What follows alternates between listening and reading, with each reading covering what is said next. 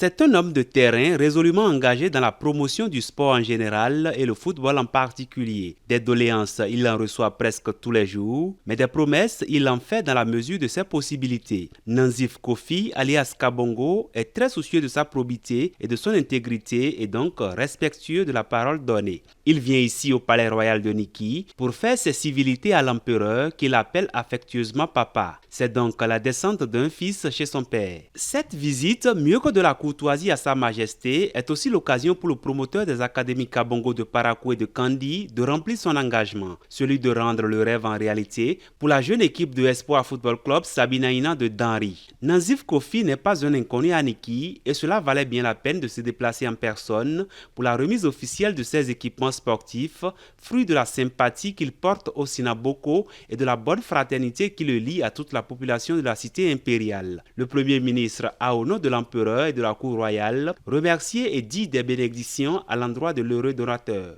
Il a ensuite souhaité que ce geste soit le premier d'une longue série à l'endroit de la jeunesse de Niki. Le représentant des bénéficiaires n'a pas caché toute sa joie et s'est confondu en gratitude. Un lot d'une trentaine de paires de chaussures à crampons adaptées au gazon synthétique, des jeux de chasuble, des ballons et bien d'autres matériels pour la pratique du sport. Voici ce dont est constitué le package symboliquement remis au club de Danri en compétition pour le championnat amateur.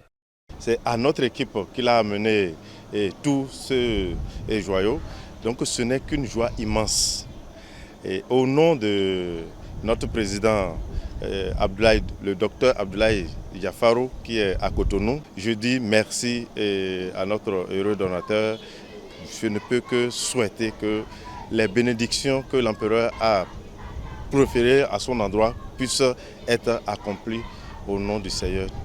Celui qui est très connu sous le sobriquet Kabongo fut aussi joueur et c'est donc à juste titre qu'il prodigue de sages conseils à ses jeunes frères qui rêvent de faire carrière dans le football. Je leur conseille d'être courageux, d'avoir le moral et de se dire qu'un homme peut tomber et se relever.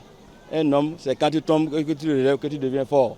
Donc ces jeunes pratiquants, il faut leur dire qu'ils doivent être motivés et être concentrés. Et surtout, aimer ce qu'ils sont en train de faire.